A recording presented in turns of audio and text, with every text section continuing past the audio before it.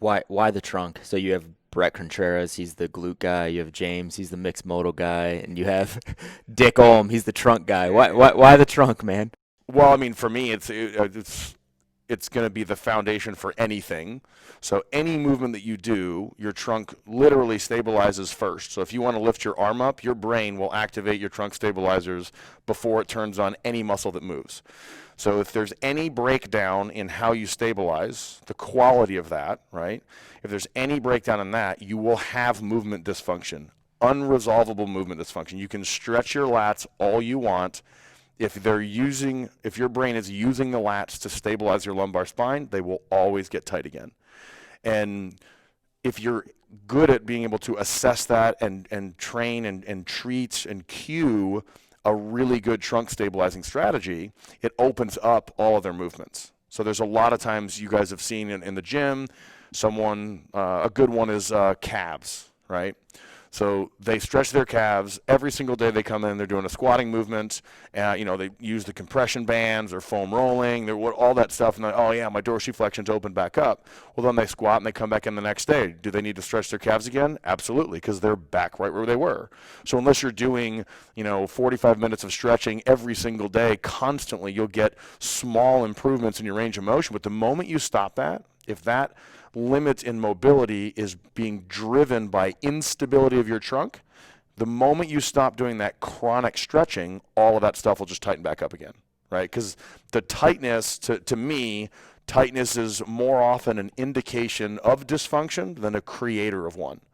So tightness is always a symptom. It's never like, your hamstrings don't just tighten up for no reason. There's always a reason, and usually you can tie it into trunk stability. Give us a really specific example of your calves are tight, you're going to the gym, you're stretching them every day. Going upstream, what could be happening in the trunk causing tight calves? So what typically happens, it ties back into that extension, compression, stabilizing strategy, which I'll take a second to sort of explain. It is exactly what the name the pattern, Vladimir Janda, I don't know if you guys have heard. Okay, so Janda is a really brilliant neurologist from the Czech Republic. He had a pattern called lower cross syndrome, and that's where the spinal extensors and the hip flexors are tight, and the glutes and the abdominal wall are going to be inhibited. And he identified that as like a pattern that happens over time. So in older patients, he would see this consistent pattern, right? And then one of his proteges, his name is Pavel Kolaj, who actually started a group that I teach for called Dynamic Neuromuscular Stabilization. And I actually have a whole line of courses for them specifically for strength coaches and trainers. He realized that those muscle patterns actually came from the muscles that were active at birth tend to be more hyperactive than the ones that we activate later in development. So we don't need to go that far into the rabbit hole with that, but the muscles that trainers are consistently stretching are muscles that are active at birth, right? So people are consistently, stretching their hip flexors or having to loosen their back up, right? And the muscles that they consistently are trying to activate, so they're trying to activate their glutes, their foot intrinsics, their abdominal wall, right? Deep neck flexors, lower traps, serratus anterior. These are all muscles that activate later in development. So to avoid the neurology, you just need to know that some muscles have a propensity to be super tight, others have a propensity to get inhibited, and that causes problems. Well, that pattern, that lower cross syndrome pattern, I sort of renamed it as an extension, compression, stabilizing strategy so that people can appreciate the actual forces that are impacting the spine, okay? So when you're training, like with what I'll call a posterior chain dominant pattern, that's basically what it is, and we can talk about how the profession tends to overtrain the posterior chain.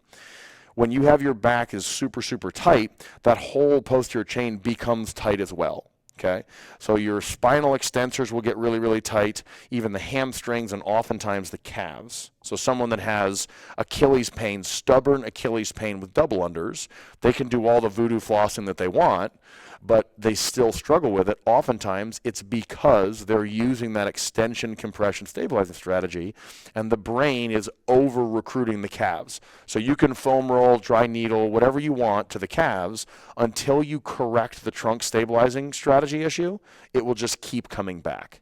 How would you, like, let's say you're a coach in the gym, how would you know that that is what's going on with your client? So the movement test for it that will show that I'll show in some of my classes, you have to kind of watch how overactive is the posterior chain. You can look at posture sort of and sort of see it, but if you have somebody, the easiest one, if you have them get in like a hang clean position and you have them tilt their pelvis forward, and then when they tilt their pelvis backward, the people with this problem, it's called ratcheting. They'll like basically it shakes as they go backwards. Well, that's because of this muscular imbalance.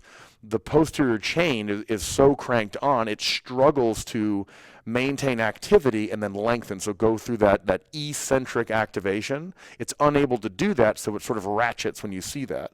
If you see somebody that has that ratcheting, which is very prevalent in the sport that we all work with, they're going to have problems up and down the chain. Now, as we all know, anybody that's doing this kind of competitive mixed modal stuff probably does, 45 minutes of warming up because they have to. The better you actually stabilize your trunk, the better job you do of programming it and improving the strategy, the less stretching you have to do because the neurological balance is there.